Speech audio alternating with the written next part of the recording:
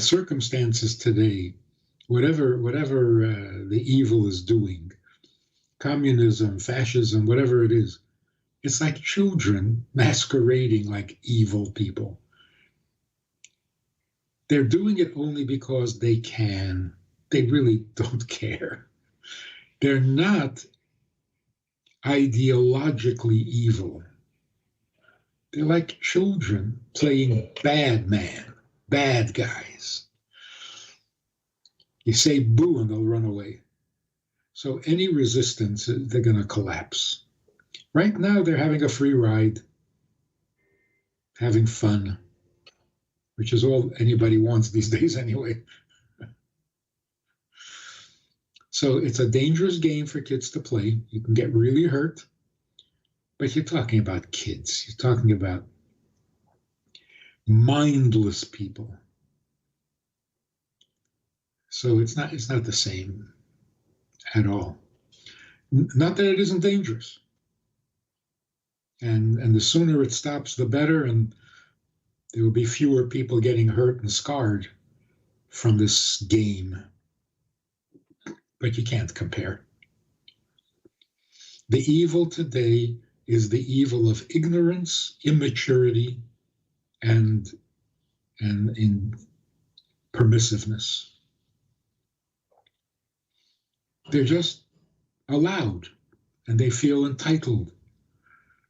So like spoiled children, they're doing whatever they feel like doing and having a great time.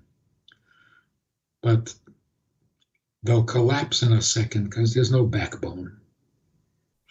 Look, should we be intimidated by this evil man that is the president of the United States? Is he a threat to the world?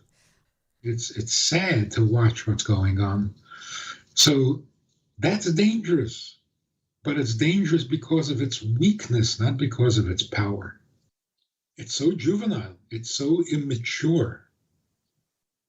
There's so much justification for optimism and real, not just everything will be okay, or God forbid we'll go back to normal. Don't want to do that, because I'm not sure that was normal the way we were living before. But there's real optimism of a world vastly improved the way God intended it. It's happening everywhere. More and more people are waking up to it. It's becoming rather obvious to everybody, which is exactly what needs to happen. Yep, the world is turning to Judaism everywhere, thanks to the internet. I don't know what we would do without it. It came just in time. You know, we have this chat online. It's open to everybody, particularly for people who support the projects that I do. Last week, a guy came on. He is a native of New Guinea. And in order to come online to hear the conversation, which is basically Torah, he had to walk 8 hours from his jungle village to where there's internet. Now he's going to walk back 8 hours to share what he learned with his community. If that's not the fulfillment of the ultimate prophecy, that in the end of days, the world, the nations of the world will come to the Jewish people and say, House of Jacob, lead the way and we will follow in the path of God. So in very simple language, people want to know what God expects of them, and the only way they're going to find out is by asking Jews. It's exactly what's happening. Even if you have to walk 8 hours. The other people on the chat were so inspired. People were crying. They couldn't believe it. So they immediately said, we'll buy you a bicycle. We'll ship it over. We'll get you a bike, with big tires. He said, there's no way a bicycle can make it through the jungle paths. So the bicycle would not help at all. 8 hours of walking plus breaks, has to rest. So it's 11 hours. 11 hours each way. And what is it? They just need to know what the Torah says in the jungles of New Guinea. So the evil of today is like a big balloon full of hot air. And if somebody just puts a pin through it, it's over. And the solution is already available. The internet is full of wisdom, full of classes, teachers, instructions. Everything is there. All we need is an interest. So those who are not yet interested, they will be. Because when the balloon bursts, there'll be only one alternative: the truth. It's so exciting.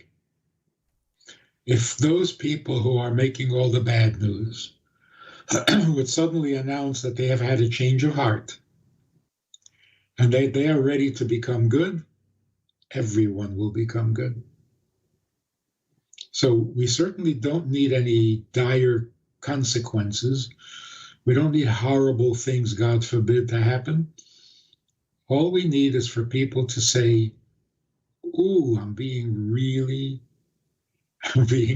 stupid. And enough of this. That's all. That's all it'll take.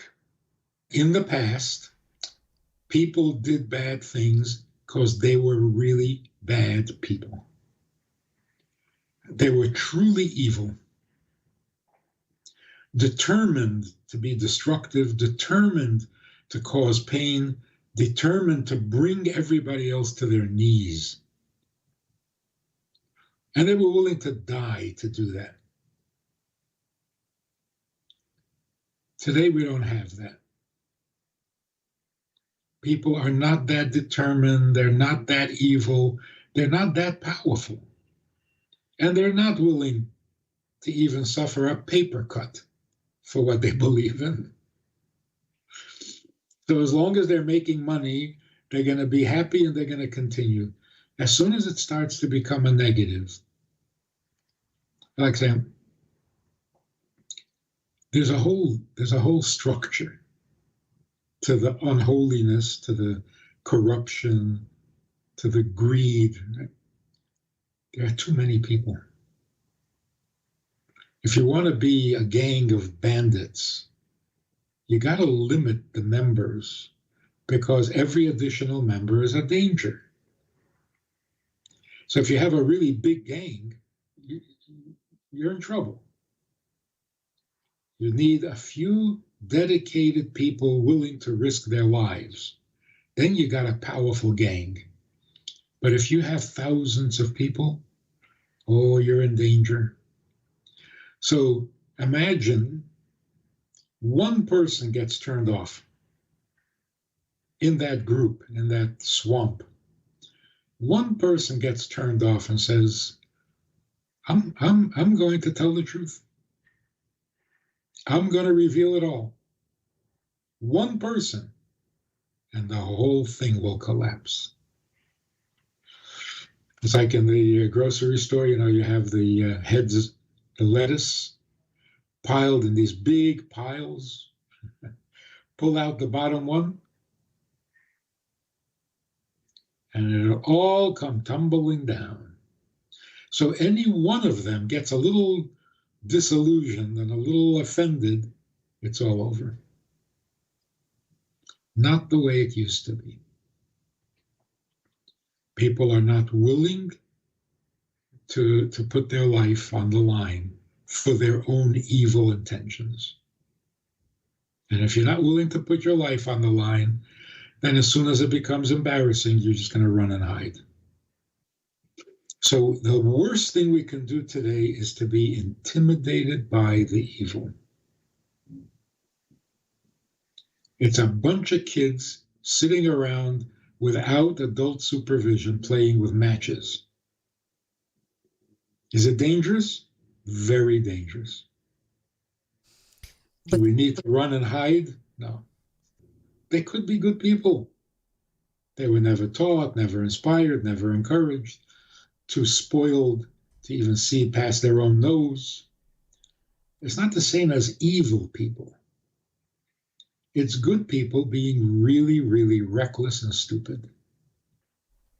So the question, why do good people do bad things?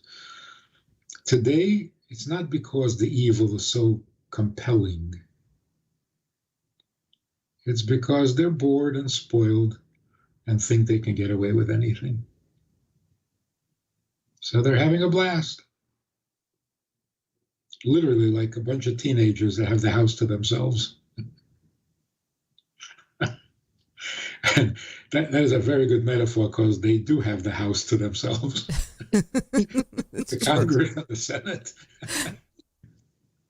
When you said you asked people about their finances, and you had to guide their thinking because they weren't focused on their own finances. They were making money, they had money. They didn't realize it until you pointed it out to them. Like, what is that? Inflation is terrible. Do you have money? Yeah. You're not sitting and counting the dollars like Scrooge, like a miser, obviously, because your focus was not on your money. So it's almost like we didn't expect to make this money. We didn't expect to have this money. So it's like, I don't know, a gift. It's not that same greedy ownership. I've got to own my money. No, the money comes. It's there. It's available. Yeah, we're doing good. It's beautiful to watch this. That's why people are so much more generous now. Yeah, I traveled for the last 2 weeks over Hanukkah. I was in 7 different cities, a bunch of different Chabad houses, and they're all doing well on donations. So it's not just that people have what to live on. People have money to give, and they're giving more than ever. There's no explanation. We don't want a world in which people don't care about money.